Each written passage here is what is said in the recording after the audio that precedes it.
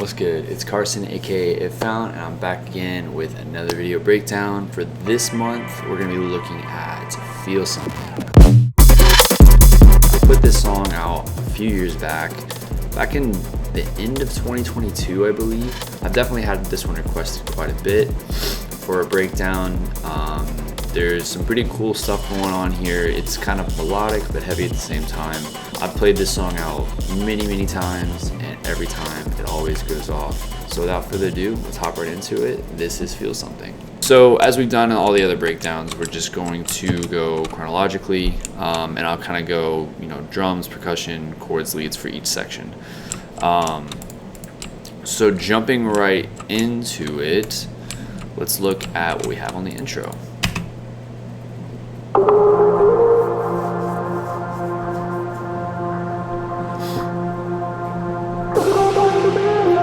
We start out pretty ambient here.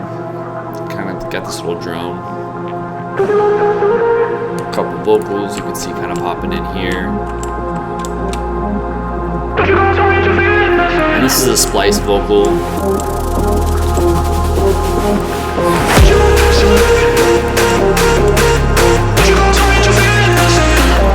And we got some drums that come in, and then they speeds up in the build. Before we get to the build, let's look at what's going on. So I already kind of talked about the vocals. I guess we'll look at them real quick. They're very simple. It's just a splice loop that I cut up. This was the full loop.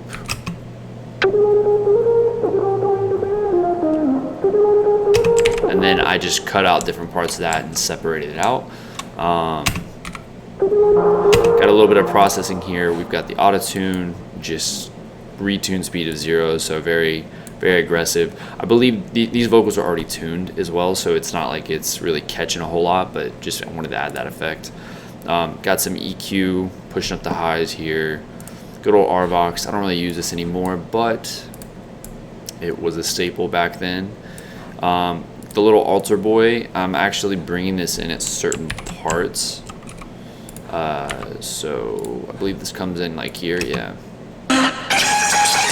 Just pushing it up an octave and then bring the formant down. Nowadays, I'd probably just achieve that by, pushing it up here and putting it into Complex Pro and then dealing with the formants there. It's a bit cleaner in my opinion than Little Altar Boy. Little Altar Boy has a good sound though, so sometimes I still will go with the Little Altar Boy. And this is just the same thing, but an octave lower. So at certain points, I'll push it an octave lower throughout the song. And then I got a soothe on here. Don't really use soothe much anymore, but it has its place. Got this rack. I called it a swag rack. I don't really use it anymore. It's kind of like a lightweight fat rack. We've got like an OTT, bit of saturation, some EQ to cut out the lows, and then an inflator, which is essentially just a wave shaper. Got some delay that just kind of comes in and automates throughout the song, as you can see. We've got some fresh air. Also don't really use this that much anymore, but still it's a pretty good plugin. I think it was a free one from Slate, so I don't know if it's still free, but plate wash, this is just some reverb wash. That's it. Frequency shifter for the build. It has this little and I'm not really doing it, I guess, any much, but there's like a build effect. Some filtering going on. As you can see, it opens up here. We start pretty filtered down in the intro. Sausage fattener. I don't use this plugin anymore, but I really should start using it again because it is just a great plugin. It kind of kills a lot of sounds, but it has its moments. And I feel like with this one, it's really just to kind of give it a little bit of extra loudness. As you can see, I'm barely pushing it, but it's still a fun plugin for sure. Limiter after that, as opposed to a clipper, just to get a little bit cleaner. And then I've got this dub echo, as you've seen in my other projects. This is a built-in thing in Ableton. I just have a clean version, which is essentially just turning off the noise module and character. That's it. That's the only difference. So those are the vocals. Let's look at the melodics for the intro, because there's really only a thing that's going on besides effects. We've got this chord here, which kind of comes in later. Kind of see how it filters in here with this auto filter.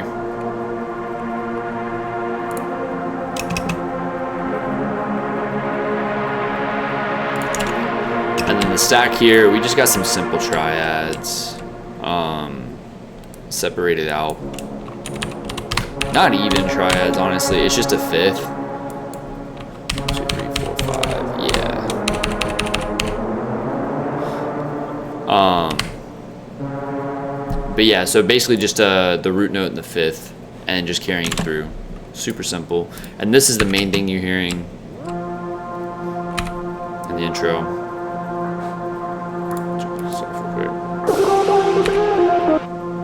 So you can hear, that's our main thing.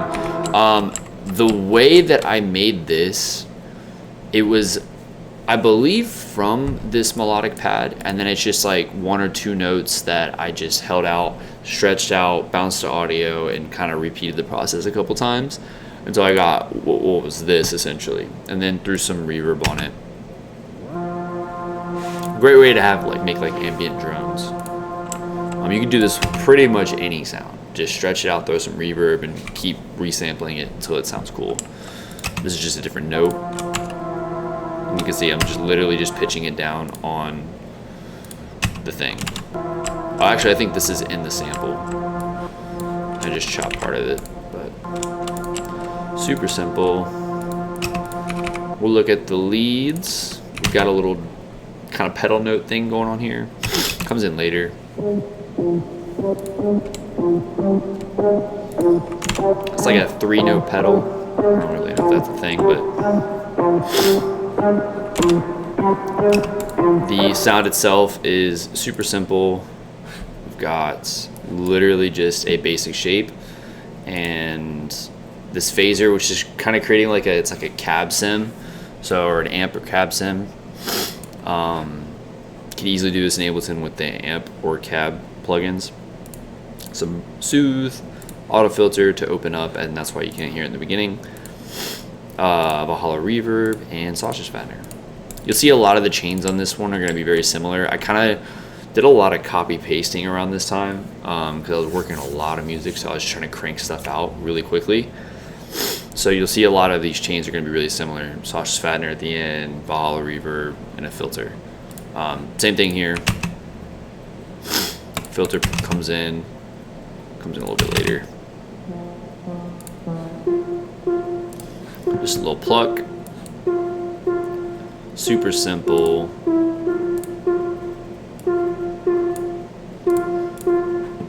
That one was a preset, ESW preset, I believe.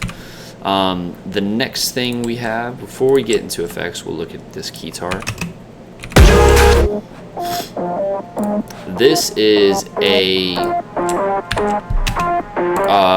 an emulation of a kind of I wouldn't call it palm muted, almost like staccato style guitar that I made. It's basically just a triangle with a bunch of distortion and then some pulse width mod that's going on.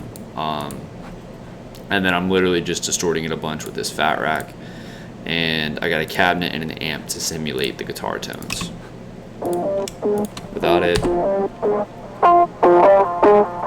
already sounds pretty guitar-y, and that's guitar-y. That's because of that phaser, I believe.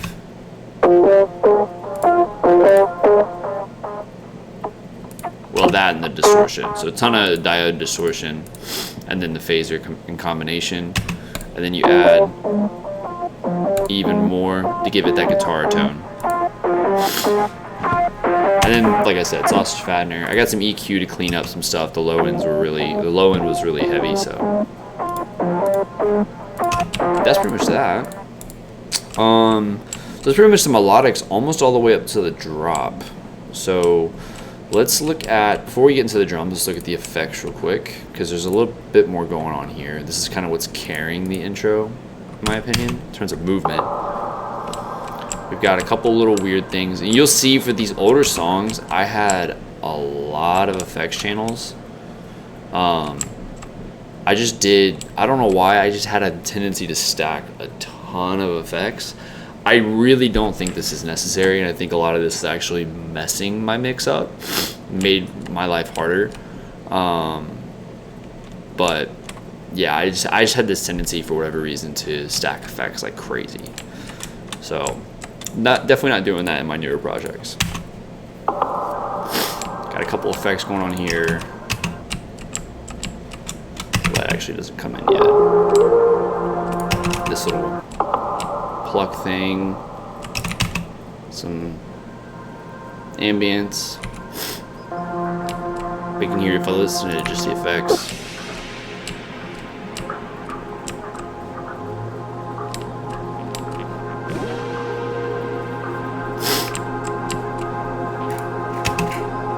So that little horn thing is this. I use this. Actually, this effects group, the wobble effects, was a copy paste for me for like 80% of my songs in 2022. A lot of them were using this exact group of effects. I just copied it from project to project and then would tune things that they were out of tune. But just for whatever reason, I was in love with this whole group of effects. So as you can see, it literally just got copied into things. And these are all the ones that I added specifically for this song.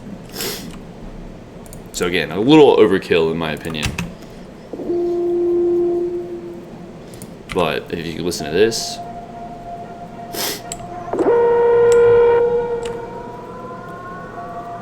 just a bunch of little random hits. A lot of downbeat on top of the measure hits. A lot of cashmere stuff. And then that wobble effect is coming from the auto pan that I'm then automating.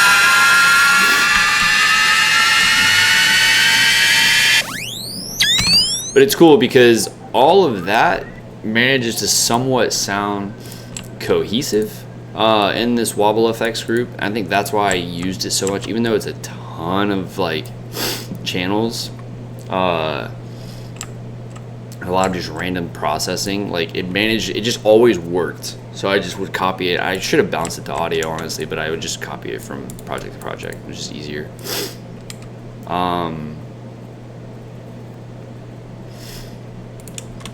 So yeah, keep moving on. I got these like random glitch effects, just to kind of super small, just textural stuff. These chimes. It's got them pretty low pass. I just wanted that mid texture. You know, if I took all that in, it's like really distracting, right?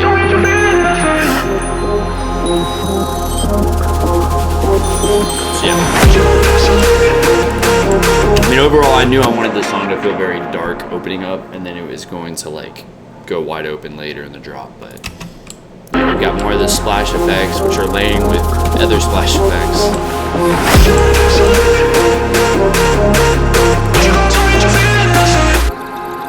You hear all this kind of layers in. But you know, if I take all this out, you can hear how much it really adds to the song.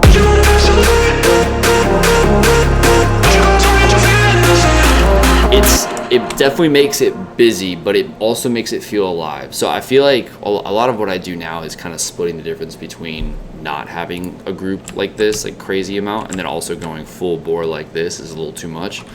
But kind of adding just enough effects to bring your song to life without it like really overcomplicating things. Like I think right now it's a little busy, but it managed to all still kind of stay in the back while giving it life.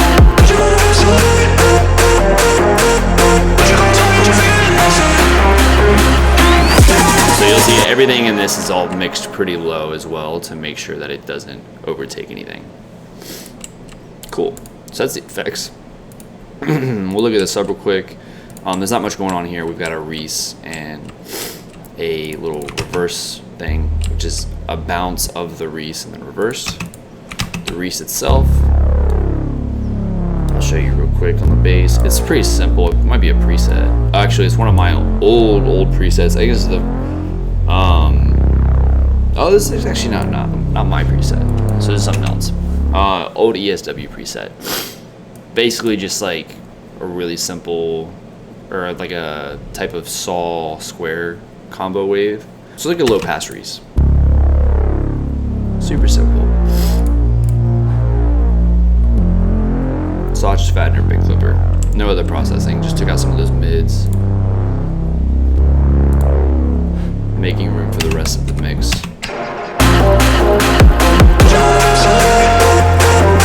Cool. That's pretty much everything up until the drop. The only other real difference we have is the drums and percussion, so we'll look at that. And this is going to be kind of more of the build. So we got our kick that comes in.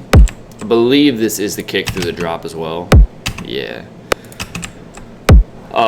This is, I have no idea where I found this kick sample. It might have been like a Reddit post.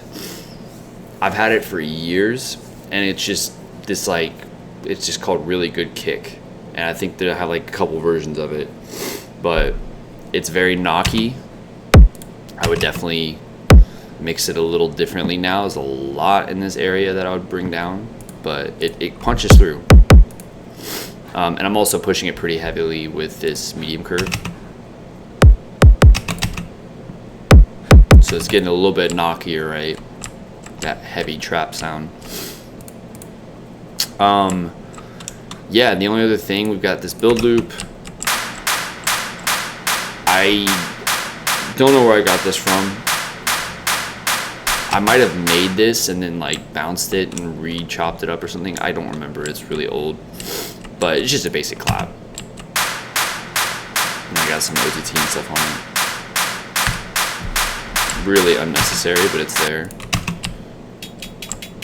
These two right here, staples that I used in like every song from 2022 to like the end of 2023. It just went in everything. You'll hear this in almost every single build up in that time frame. So I just thought it was really cool. Even though it's a drum and bass thing, I just love the sound of it. You can hear how it's just a cool thing. It just always worked. And then this little hat build too.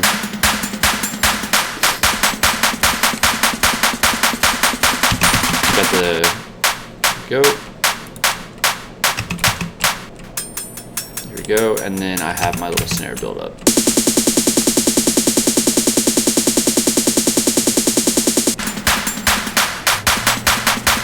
So it all kind of layers together. I have a lot of overlapping stuff in this build, and I tended to do this and around this time where I just kind of stacked a lot of things a little bit unnecessarily, but you know, it ultimately worked out. I definitely think this could have been done a lot more cleanly. You know, I don't need this.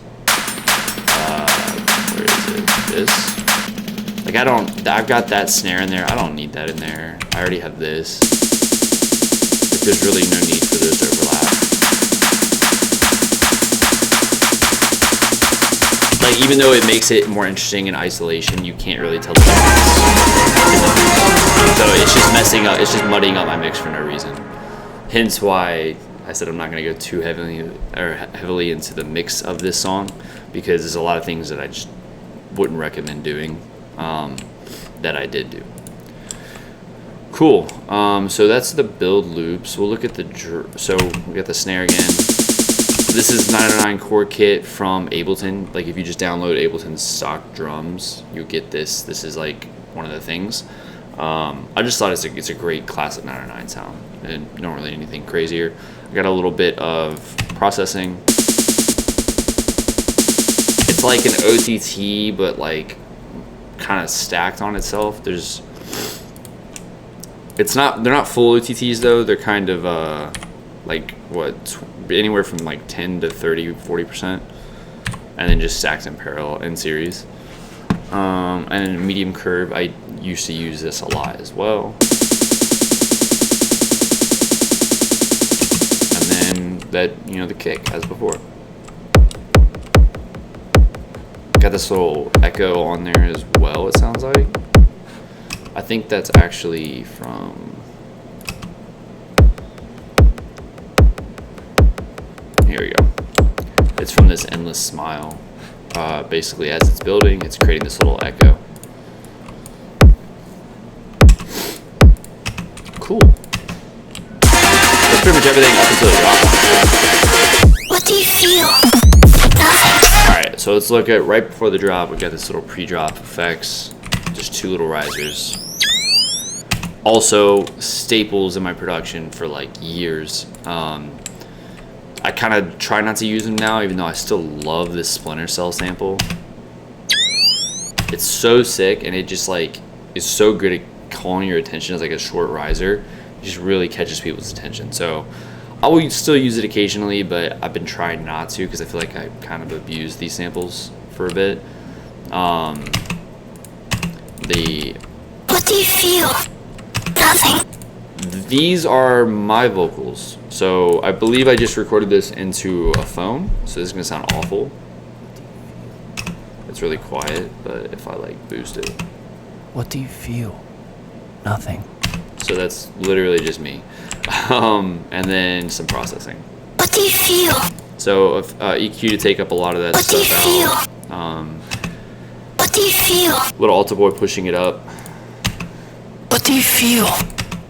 What do you feel? Another little Alta Boy pushing it an octave higher. What do you feel? And then what do we got? That swag rack. What do you feel? What do you feel? Basically just like a What bunch do of you feel? saturation. Sausage fattener.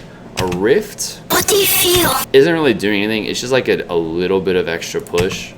What do you feel? What do you feel? Pretty much unnecessary, but and then a limiter. Catch it all at the end. Ooh, I did not want to do that. Oh. Let's see if we can get that back. Okay, that should work.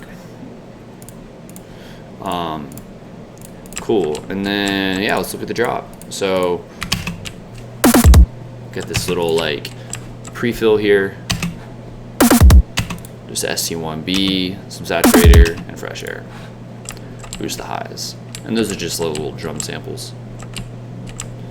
The drop itself. We'll start with the drums and the drop. I feel like that's going to be probably one of the more interesting things to look at. Even though it is pretty simple, as you'll see.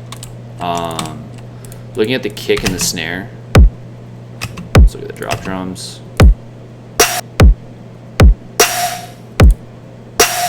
So the kick, we already looked at that. It's the same as what's in the build. The snare. Everything in here, we got a couple layers going on. And I kind of alternate through these. So as you can see, we kind of like jump between different layers. I think maybe in this background. And it's like, yeah. And it's got that extra little glass layer on there.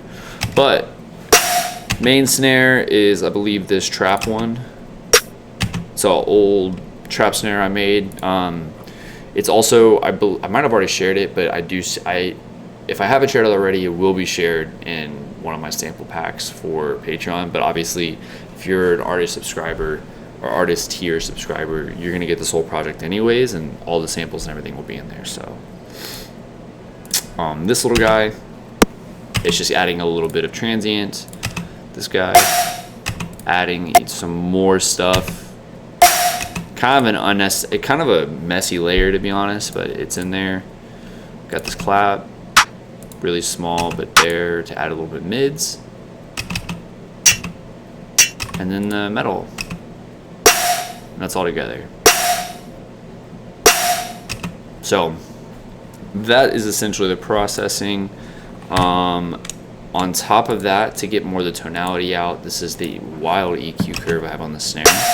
Getting more of that low end punch, bringing the mids out some more so it punches so it shows up through the mix, and then that tonal transient that I wanted to hit, the little upper harmonic metal thing. That's what 6 is. Then just a little bit of glue compression, getting the attack, basically acting as like a transient shaper. Fresh air, I'll show you that real quick. Basically, if you turn the attack all the way up, release all the way down, and then you can mix it in. It's like a good little transient shaper. Fresh air just to boost the highs, not necessary in my opinion, but I did it anyways. And then another transient shaper, you know, to show you what these are doing without them, with it. So it's really just kind of pushing it. Like it's not really doing a whole lot. It's hard to explain. This feels a little bit more pocketed to me. Like, even though I am pushing the attack up more, it feels a little bit less unruly. And part of that is because I'm also sending this into a clipper here. But, so it's just yeah. Again, a lot of this processing is redundant. I wouldn't have the same type of chain now, but this is kind of what I went with then. And then, real quick before I get into the other drums, I'll tell you the secret for how I got this and things like Die For You and Alive, those drums to just be obnoxiously loud. One is, as you can see, the volume, sending them very hot into, it goes into mix A, into a clipper. So they're getting clips quite a bit. Just sent, right? Like, completely annihilated into that clipper. It's a hard clipper. You can do this with like a lot of other hard clippers. It would sound pretty much the same. But the sauce is, what I used to do is this drop drums group, I'd get it all sounding right in the mix.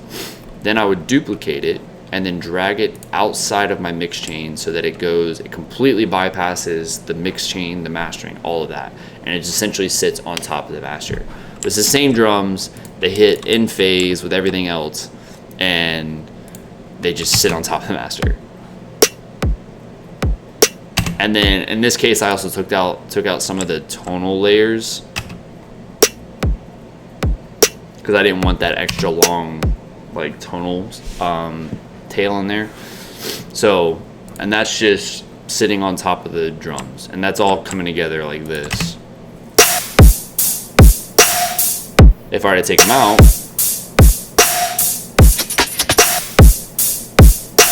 so you can hear how it just gives a little bit of a push to the transients, and that's why these are all very, like, they're very quiet, so I'm really only catching the transients out of it. But you can hear how it just,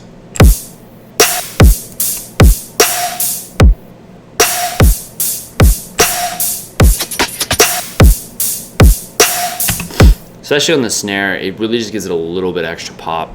This is a trick that is really, like, breaking the rules of what you should be doing when it comes to mix engineering and all that kind of stuff. And there's a million and one ways this can go wrong in terms of latency and, like, routing and all that. So I don't really recommend it, but you can do it. And it's sometimes worth just try and see if it works. If it doesn't work, it doesn't work. But yeah, I don't do this anymore. I have a different routing that I like to do now, but this was a trick that I used for about a year or so.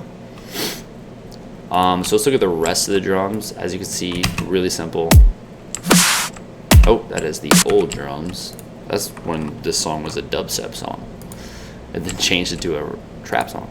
Anyways, these are the tops. Really spicy on the high end, definitely too much. You know, now I would roll this off pretty heavily, like a good 8 dB almost, because it's a little too spicy on that top end, but that's what we're rolling with. Good old Allison Hat 2, I use it in everything. This is an unnecessary move, but I did it. Also fresh air, completely unnecessary in this case. And then we've got this little, oh, that's not even being used. Take that out. And that's it. I mean, I got these little, like, kind of think breaks that come in with so it's really just beefing it up a bit. ST4B to give it a little more attack or tighten the loop. What else? That's pretty much it. I mean, I got these little tabla thing. Some other hats that come in all together, and then a little trap roll. That's pretty much it. Super basic on this drop tops. There were these old tops here. I'm not really using them anymore. I believe EDC 2021 was the first time I ever played like an early version of this song out, and it was a dubstep song back then. Very basic drum pattern, definitely more dubstep than trap. And these were the old tops from that project. And then these were the main drums. So, and then I ultimately changed it to what it is now, which is more trap friendly. And another cymbal that layers with everything else. This is another loop that I used a lot around this time. I just love this little snare layer. It just sounds really cool, so.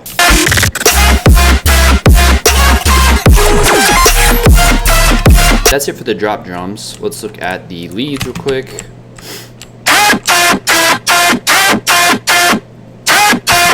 Alright, so this is our main lead right here.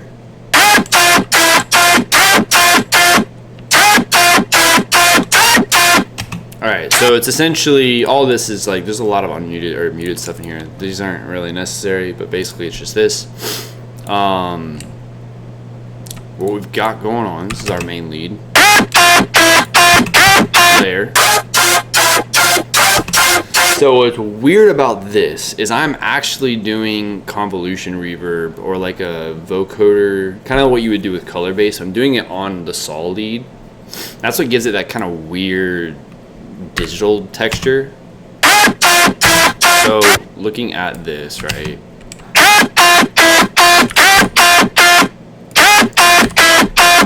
Where is it?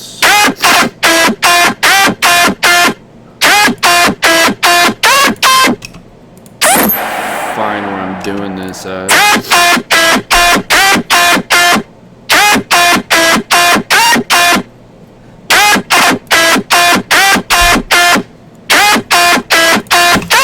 So what's weird is, so this is just a normal, you know, couple saw leads, right? But then I have this basically vocoder texture. So without it, with it, I just like extra digital layer. It's not, it doesn't cut through the mix as hard as it does without it, but it gives it more character. So the vocoder itself is basically, I'm vocoding this sample.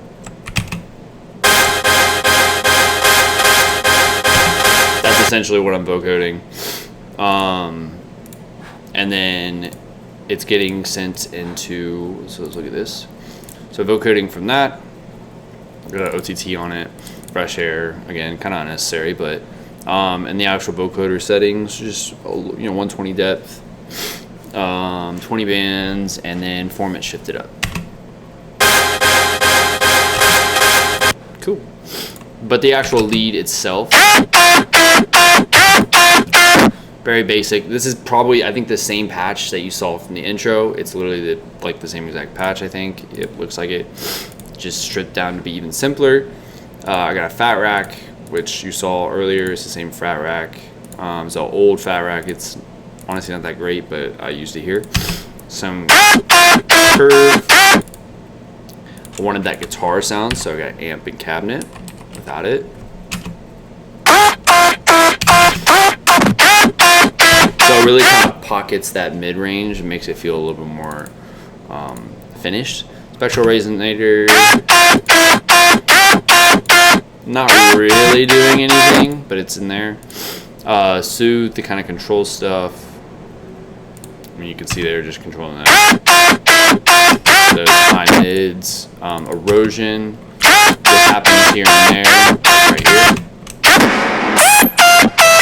So a little like digital distortion there. Effects to roll, or EQ to kind of control it a bit more because it was kind of a little unruly. So, on all that. Pro Q3, wild EQ on this.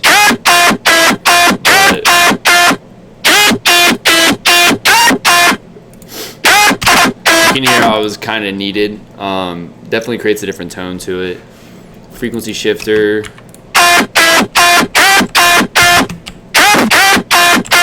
This is literally just doing a vibrato effect that comes in here and there. The tremolo also doing a vibrato effect. So this is a tremolo effect, so it's like a volume shake, and then the frequency shifter is doing the vibrato, which is a pitch shake, and then sausage fat and limiter. The other lead layered in here. One more wide open lead. With this one, we've got it here, basically just like a saw stack.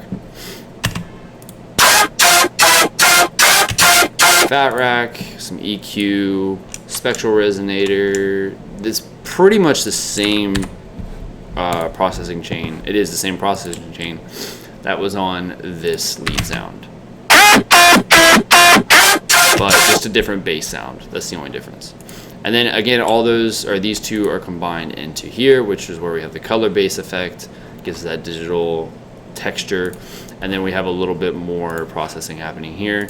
I think I did a little bit of EQ, and then I'm pushing it with total harmonic distortion, which is like a analog distortion thing. Without it. So subtle. This is a like near end of the mix type of thing. I just wanted to push it a little bit harder. This was these two leads bounced to audio with reverb on it. And in an old version, I kind of would bring it in and out, but as you can see, I took it out because ultimately didn't want to go with it. And that's pretty much the lead, I think. Got some zaps that come in. They just kind of play in here or there. It's just a laser effect, or a laser sample. And we've got little things like this. It's just a very basic saw lead or a square lead. Super simple. And then just a fat rack. I believe I shared the thick rack in one of the Ableton racks on Patreon, but I'm not sure. Well, I'll have to double check. I think it's in one of the Ableton rack packs that I've sent out, or a version of it. And that's pretty much it. Let's look at the bass. So this is where we got some more layers here.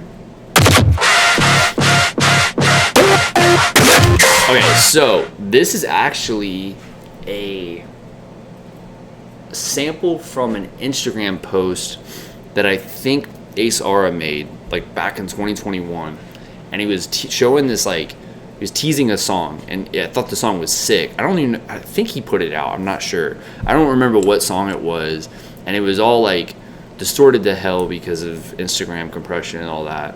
But I literally was like, this is super sick, I love this sound.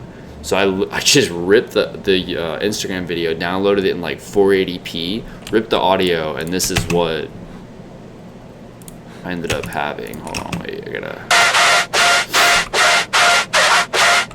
Yeah. So that's it. And then I've got some processing and stuff on it, as you can hear, but without it...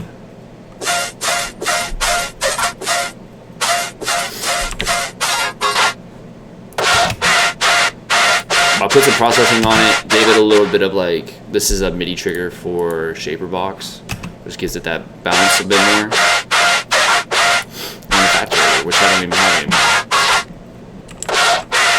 But it's essentially just a nice layer with everything.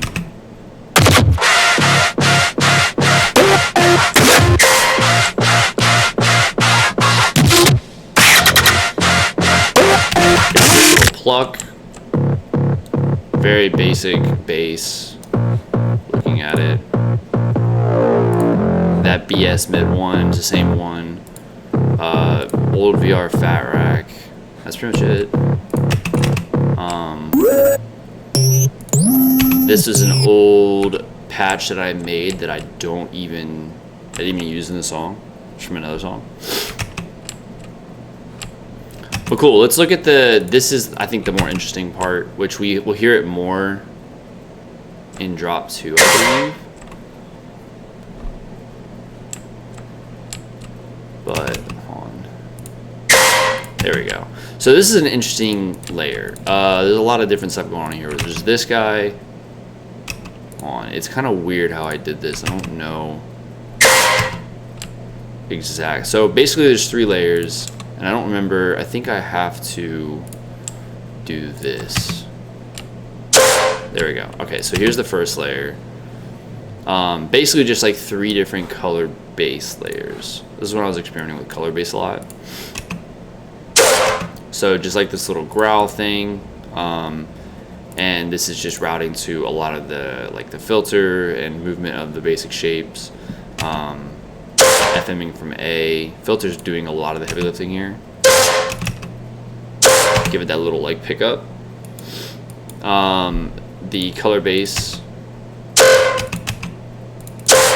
So you can hear how that kind of does that. I am vocoding from the same 98.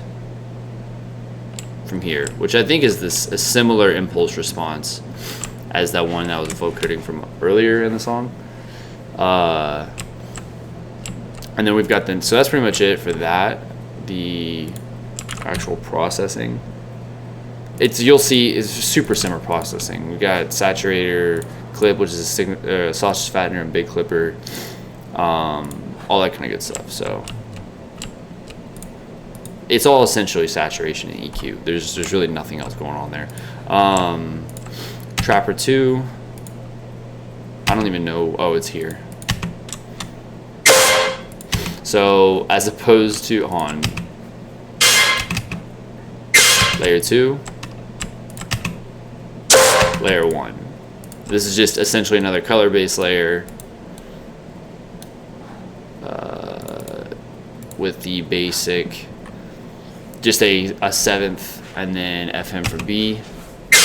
Super basic. The color base is what's carrying most of it. But pretty cool.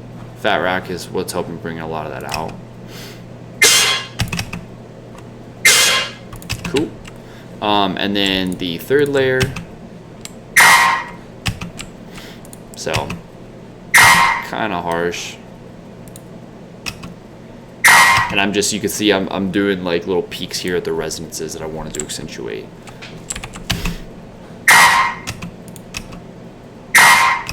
You know, without these.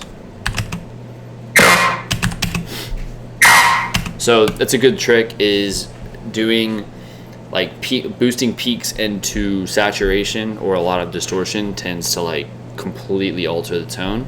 So it's a good little trick. You can get some cool stuff out of really simple patches that way. So all together, this is what that sounds like. So you can hear how each thing is kind of contributing a little bit. It's a kind of a weird trap screech / growl, kind of with some color bass influence. And with this, that's that. This guy comes in. I call it the fucked layer because I did so much distortion. I don't want to unfreeze this because some of these plugins I don't think I have anymore, like Snap Heap. But I did so much distortion on this that it just rings out. So I had to turn on and off the actual channel itself. Otherwise it would just be annoying. Mid bass rack, and that's pretty much it. Let's real quick look at the sub for drop 1. There's not much going on here, so it should be quick. We've got a basic 808 style sub. The only real thing going on here that's kind of interesting, so this is doing the pitch mod on the basic 808, but then we had this drop on the first hit, and that's coming from here, auxiliary from Acro 2, but it's coming from LFO 3. And basically it's just doing this pitch down, and it's inverted, which is why it looks like that. But I'm automating it so it only does the pitch down on the first hit. If I were to turn this all the way up, it would do it every hit, which we only want to add that first hit, so that's what's going on there. That's pretty much it for the sub. The sub itself is just first, third, and sixth order harmonic. Got a little bit of, that's pretty much it. I think I might be clipping a little bit so we get some distortion, but just a touch. Pretty clean sub. Then on the back half of the drop, we had this little response. Here we go, sold this. And the response itself is just a very basic kind of percussive sub. Hear that just on its own. It's kind of a little impulse to give it some bounce. And then we've got the little swells here, which is just this first 808 bounce to audio and then reverse on itself. That'll pretty much do it for the sub. Let's look at the effects for drop one. None of this is being used, so we won't really look at that. Really all we have is this little vocal hits. They're not even in tune, but they work. And then on top of that, we have some risers that come in as well.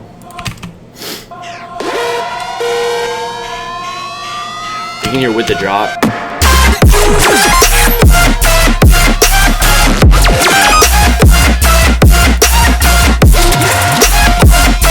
Whole idea there is just to build tension going out or going into the second part of the drop and then building out of the drop. So we just keep that energy carrying through.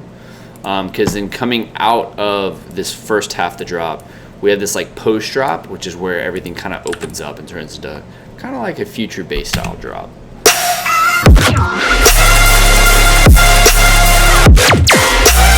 Here, same sub, I believe, but now we're just going full bore with it, just keeping it wide open. That's pretty much it. Not really any other movement going on. Got the bass rack.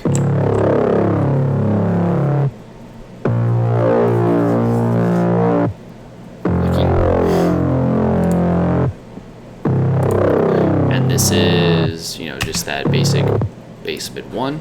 Essentially what's going on there. I'm not really using the Spire. I don't even have the plugin anymore, but I'm pretty sure it added next to nothing to this. So we have again the same trapper thing from earlier, doing some crazy stuff here, little hits. I'm getting those like hard cuts by essentially just turning on and off the channel. What I like to do now is use something what I call my IFF mute or if mute, and I just automate the on off of the utility like that. It's just a utility with gain all the way 0. Basically, it's like a mute button. And the reason I like to do that there, like on that way or automate it that way, is that way I have control over turning on and off the entire channel. Whereas with this, like if I turn this off, it breaks the automation. I gotta restart it and all that. So just kind of a workflow hack. So that's pretty much it. Bass is the same for the second half for that post drop. The leads come in here.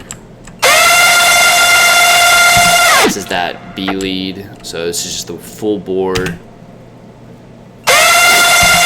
Basically 2 layers, and on the top layer on the group we just have sausage fattener and some saturation, EQ to kind of clean up stuff.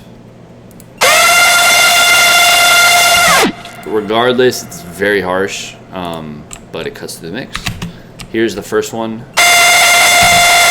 I'm not gonna unfreeze this because I don't think I have this Omnisphere patch anymore. It's like an old patch. I think I like cleaned out my library, so. But it's basically like you could do this in Serum. It's like a noise saw or a noise lead, saw lead, I think is what they call it. I learned this trick from Blank. That's why I call them Blank leads. Years ago. So this is, second one is with the Serum. So I could show you, this is probably gonna be, yeah. So this is essentially how you do it. It's just the Omnisphere one has a slightly different tone, but it's just a super wide detune, and then you FM with the noise.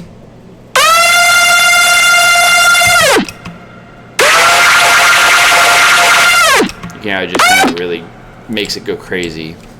Layer those together. So one that's cutting through the mix in the mids and one that's very stereo. And then we also have this ARP.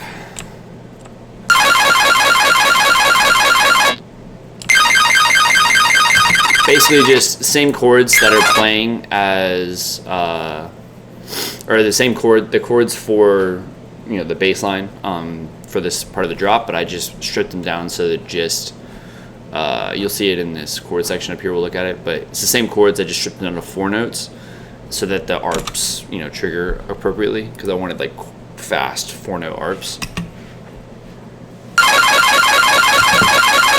That's pretty much it. The actual patch is really simple. It's literally just a saw wave. That's it. And then a thick rack. So super simple. That'll do it for the leads on that part. There's really nothing else. Let's look at the chords.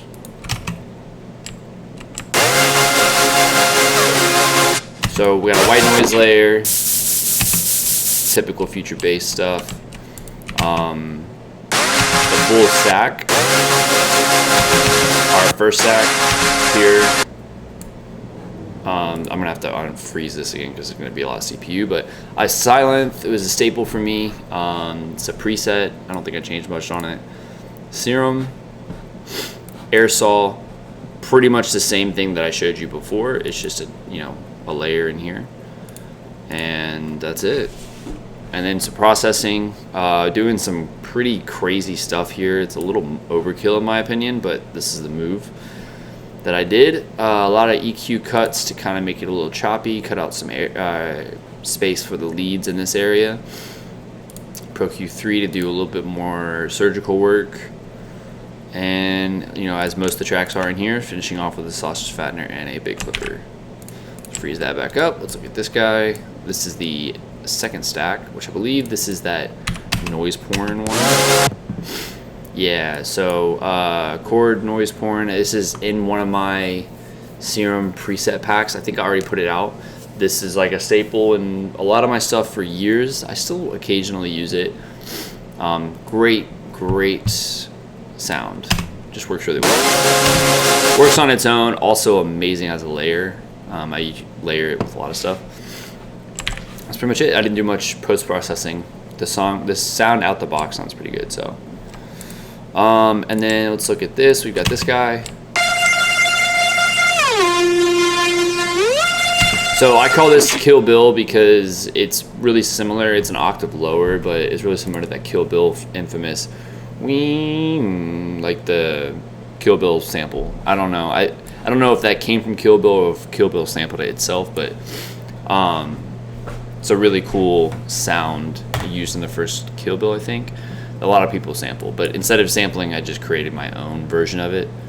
And super simple, detuned saw wave, thick rack, a fat rack. There you go. As you can see, super basic. Cutting out some areas where it was a little harsh, usually around that like 2.5 to 3 area. It gets a lot of buildup. Doing some more in the mids. I want to create more room for the leads to cut through, so I cut out space there. Mid or medium curve, and I bet you there's a sausage. Oh, there's a big clipper at the end of this, but soothed as well. I was using a lot of soothe in this track, so cool. That looks like it's it for the chords, and then together with the leads.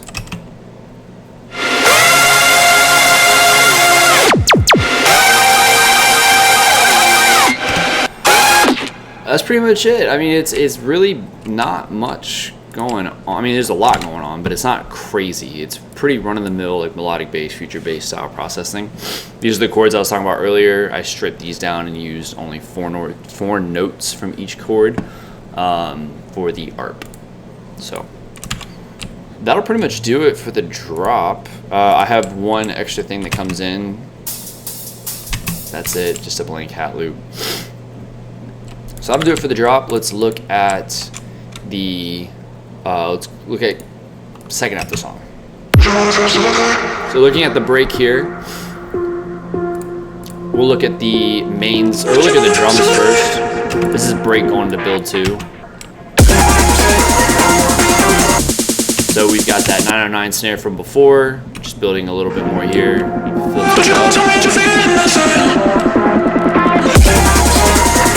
drop kick. We got a little trap snare. That's pretty much that. Let's look at the percussion here. It's pretty much the same percussion as the first build. There's actually fewer build loops here. We don't have these up here, so even simpler.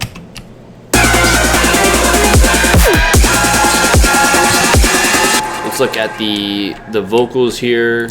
Same as throughout the song. I do an octave jump here. This is again using that little altar boy. You know, nothing special. I don't think I do any weird effects.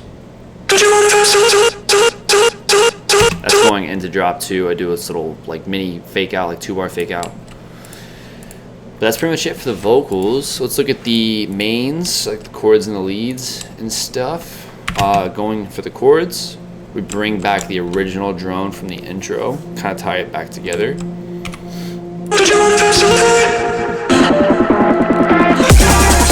And you can hear the leads. Basically the same leads from the intro, and then we bring in a couple extra things. We've got this guy, just an additional pluck, kind of give it one more thing, and then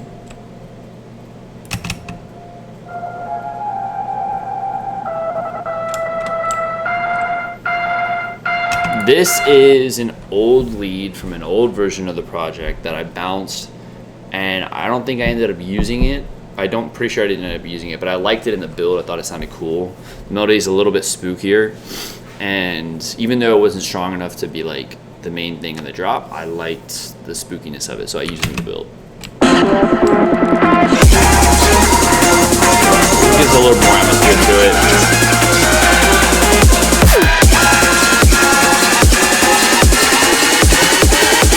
Cool. Let's look at the sub here for the build and break. We kind of bring in the last 2 notes of the progression before we kind of go into a steady thing here that we just sweep up.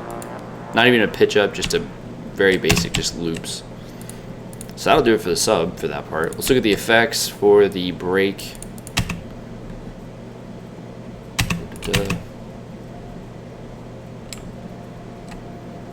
Can't even really hear anything. Everything's all filtered down, that's why. So you can see, we got a filter here. Bringing a lot of that texture and stuff back. We've got a police siren that's in. So this is that texture we're hearing.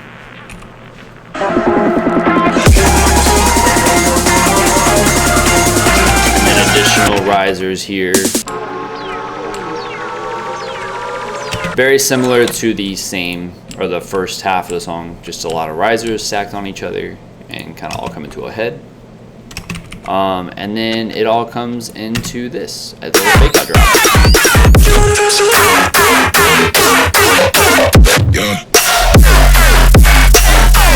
Cool. So real quick, we'll look at the drums for drop 2. You're gonna see it's pretty much the same, so I don't think there's only one difference, I think, and that is there's one more layer on the snare. So here we have, I believe it's this guy. Yeah, so this is the extra layer that gets added for drop 2.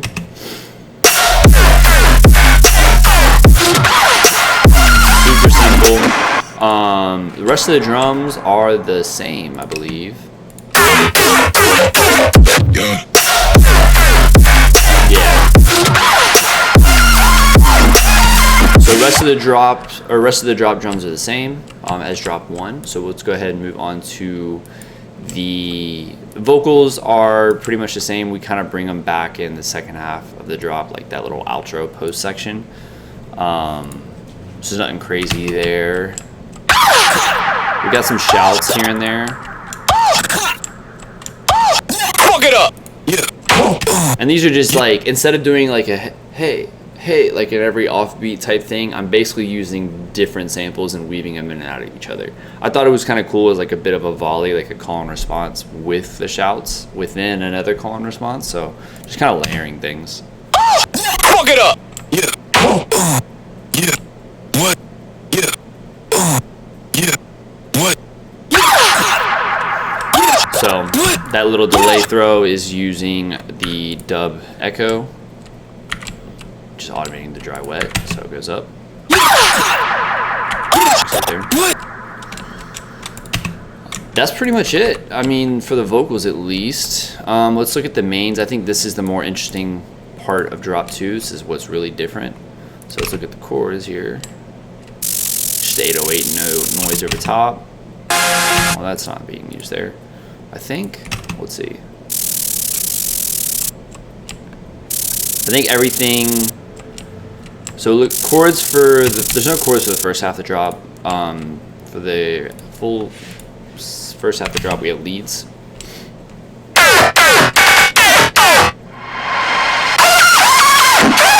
That's our call and response. We've got this guy.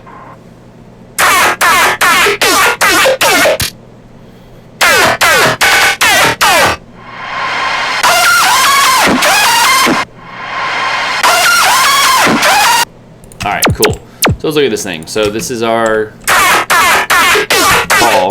Kind of wild sounding. If I remember correctly, I'll have to look. I'm pretty sure this was just like a crazy wild patch. I ended up deleting it because it was taking up a ton of like CPU. But it's really just a saw wave with some weird filtering on it. Like probably like a reverb filter that's then getting like automated. The cutoff is being automated so that it's like doing some weird stuff. That's what it sounds like. I honestly don't have it anymore, so I can't really show you. It's essentially like all that weird filtering effect that's happening from like automating an all pass or a reverb filter, automating the cutoff specifically, on like a saw wave that's probably detuned a bit, and then saturating the crap out of it with a bunch of OTT, and then I then bounce it to audio, and then now I'm applying all of this to it. I've got a gate. It's just catching. It's really kind of redundant because you can see I'm cutting stuff out too, but it's basically making sure that isn't getting pulled up because I have a lot of, you know, fat rack and stuff. That rising effect is coming from the shifter, giving a little bit of that phasing. I've got a doubler, which gives it a little bit of space. That gives it that kind of like bounce back, almost like it's like rubbery, or like, yeah, bouncy almost. A little like rubber / metallic tail. That's the best way to describe it. And then I've got a saturator with medium curve. The fat rack is pulling all of that up. That's what's happening there. That's why if I were to put this after the fat rack, you wouldn't hear it as much. Still kind of there, but not as much. And then put it before it, and you can really hear it get pulled out. And then Slotch's Fattener doing its thing. Riffs, I don't know if I'm doing much here. It's actually doing a decent amount.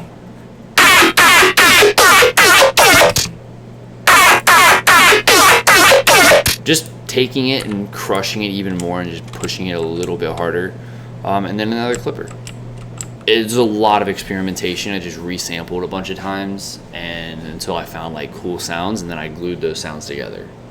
That's essentially how this one came together. I wish I still had the patch to show you. Unfortunately, I don't. Cool. The response as well. So we got the response here. Alright, so this is using the same lead as the thing as when it goes wide open in the post drop. So, and the way that I'm getting that like more expressive type of lead it's pitch bends is the secret.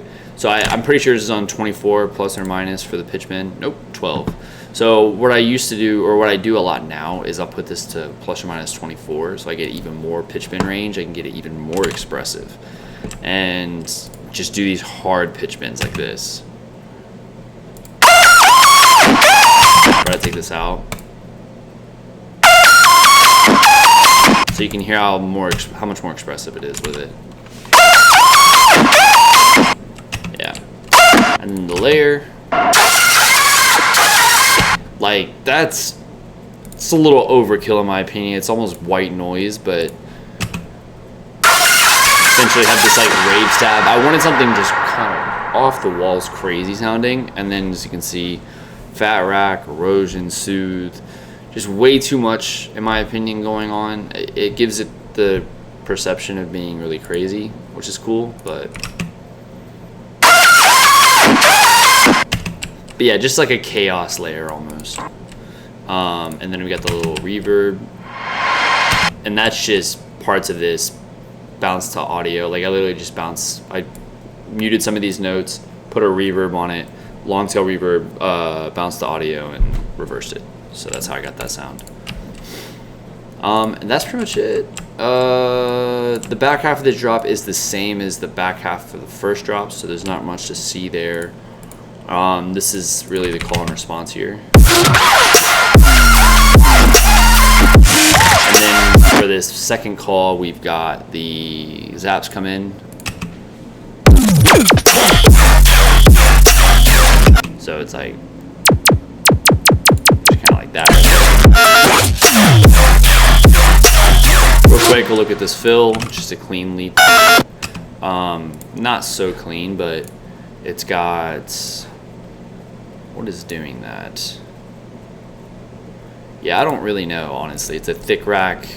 The wavetable itself, the waveform looks like it's got some weird degradation, distortion on it built into it, so that's probably the fat rack is bringing that out. But it's kind of very chiptune bit game, or chiptune bit sounding. But yeah. And then the only other layers going on here is, like I said before, in the bass.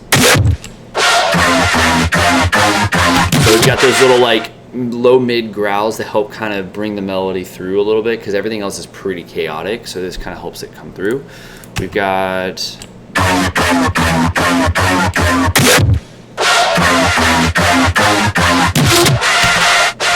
so where is it? Got that little trapper in there. We talked about that in drop 1. That comes in the response when the wide open lead comes in.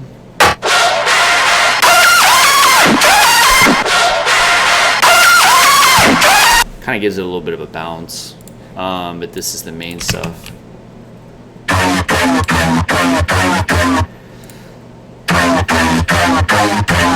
So we got this growl layer, and then this guy. So let's look at this first growl. Machine gun bass. It's pretty much just going through like a spectral wavetable. I don't know. I have no idea where this wavetable came from. It's probably somewhere here, but it's kind of like a spectral wavetable. Push it through an amp, and then an HN12, HP12, one of those types of filters with a decent medium to high res, and then kind of automate around like, I'd say like 9, 10 o'clock up until 2 o'clock, and you'll get that talky sound. Kind of vocally, amp helps bring it out. Cab just kind of tucks it back a little bit. Got the dubstepify. This is just a chorus effect. I call it a dubstepify, but it's basically like, it just kind of, I don't know, it kind of contains and gives a little bit of width to like typical dubstep growls. It just kind of makes them sound a little more polished to me, like instead of super raw and like digital. Gives it kind of an analog flavor, so that's why I just kind of throw that on there. Got an imager just to push out. Actually, we're bringing it in, just kind of making it a little more up the middle. And then another fat rack to cap it off, and some surgical EQ to kind of fix some stuff.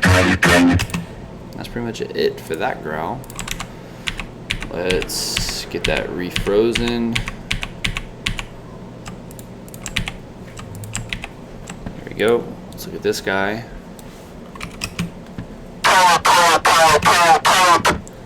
So similar patch, I just changed the wavetable essentially, and we're just doing a saw bass, but instead of doing, I think it was HN12 was the last one, so it's basically the same patch, we just basically changed the wavetable as like a different layer, but it has a similar movement. And then a little less processing, I just did the fat rack, I didn't do the amp and all that on this one. And then let's go and make sure we got everything. Alright, so we got some fills here. We got quite a few fills. I didn't really show this in the drop 1, but a lot of these fills are used in drop 2, so we'll just look at them here. These are mostly, I think they're almost all audio, and they're generated from fills that I made in sound design sessions. So dedicated sound design sessions where I just like spent 1, 2, 3 hours just cranking out weird sounds, whether it's like using a lot of OTT or distortion or weird serum patches, and just not trying to make a song, but just trying to make weird, cool sounds. And then I then saved them for later, and now I can drag and drop them wherever I want in certain projects. That's essentially what almost all of these are. So this is just one of those sounds. Not much going on here in terms of processing. It's not going to completely change it. Just kind of, you can see, tightens it up a little bit in the mids. It's not as stuffy. We've got this guy too. Just another growl. Another one. Got this. This is a blank growl, and then I just had basically kind of chopped it and then created it and threw another one at the end. We've got this guy, just a laser, and it's just a basic laser. And nothing crazy. We've got this one. Kind of a weird screechy sound. It just, I kind of like it without the comb filter. I think I wanted something a little dirtier, which is why I went with the comb, but yeah, that's pretty much it. Back to the blank fill, and then a lot of these fills are gonna start repeating. Got some weird stabby things here. Now there's some more blank samples. And here, if you want to hear some of these in context, right? Like,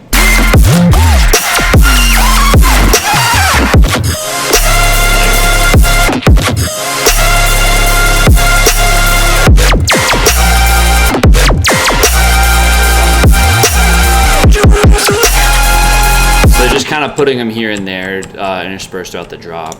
But there is some rhyme and reason to this. It's not complete random. Like right here, you can see, you know, if I were to duplicate this, oh, well, it's gonna give me a problem. But if I were to duplicate this and it didn't give me a problem, it's just missing files. But these would line up in the same place. So a lot of these are used in the same place, and then there's like 1 or 2 variations. So there is a pattern.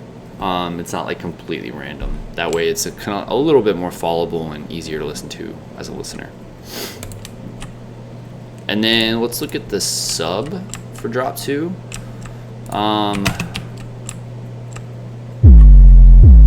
Got a basic 808, a little bit more of a pitch mod to it.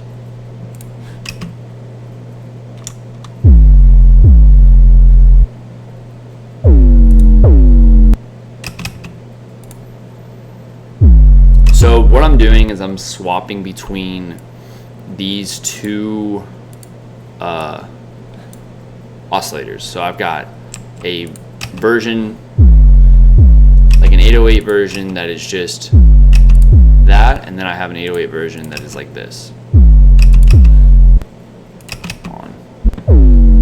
So this one. So it's basically alternating between these two types. The only difference here, this has a third order, and I believe it's phase rotated. Oh, it's not.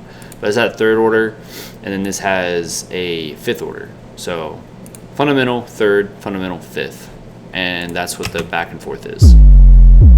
So low, and then you can see here, there's the fifth. Got a little bit of compression and distortion on it, pretty light. And it just kind of goes back and forth. So that's just going back and forth between two oscillators. That little slide is done basically mod 2 and mod 1. The automation is just controlling the pitch amounts. I think. Yeah. Yeah, it's controlling these two. So just like basically allows me to do some weird pitch bend without having the pitch mod on it. Because as you'll see, I have the negative 20, or sorry, these are what I'm talking about. I'm automating those.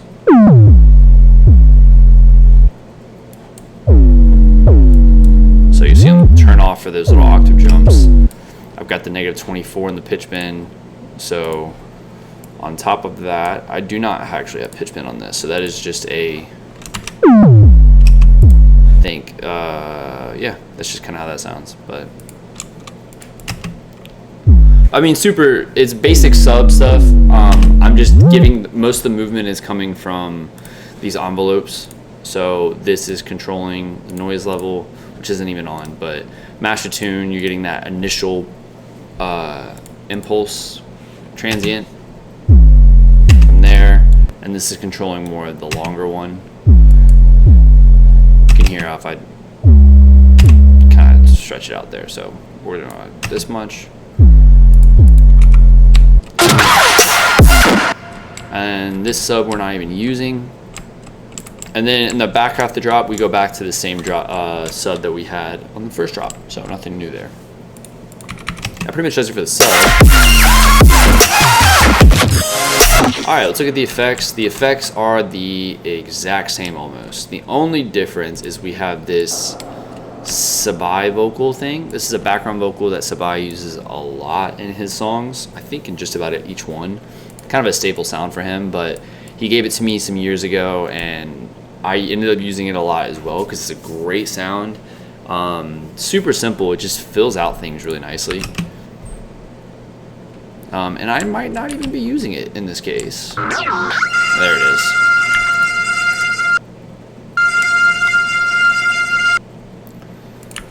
So I've got it a lot more saturated than he normally runs it, but I'm only, you can see here, I'm only turning it on in certain areas. It's basically just in the response when the leads turn wide open. And then here.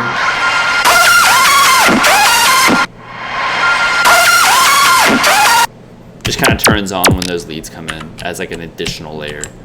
And then it comes back on for the most part when it goes wide open.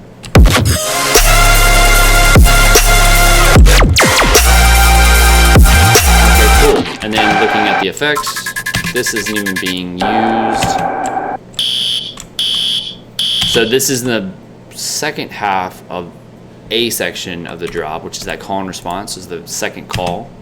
Fuck it up. Without it. So you can hear how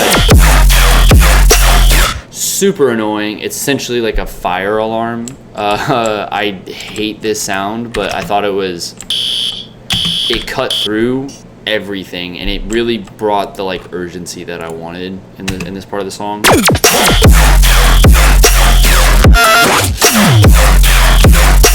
It's almost like innate. It kind of really catches your attention. It makes you perk up, which is what I wanted that. So I went through a couple different effect sounds and or like alarm effects. I knew I wanted an alarm and wound up on that one. And that'll do it for drop 2. Now let's look at the outro real quick, but there's not really anything else going on.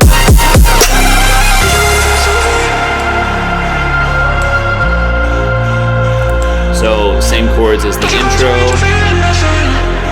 same drone. Leads are the same as well. We have one additional thing going on here, which isn't even being used. I think I used to have Keyscape, but I'm pretty sure it's a really simple like root and fifth type of thing, or like a, yeah, it's just super simple back and forth pattern on this art, but it doesn't make a huge difference on it. I would say the biggest difference between this and say like the intro, for an example, would be this little thing here, this added vocal, which doesn't show up anywhere else in the song. And that is just my voice recorded straight into an iPhone. Very pitchy.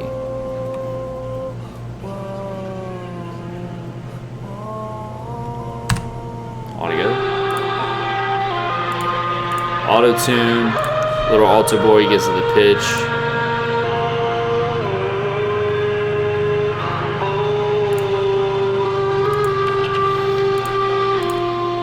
Swag rack. EQ8, I wanted it pretty like bandpassed. This is pretty subtle. I want it kind of, I don't want it to overtake the other vocals either.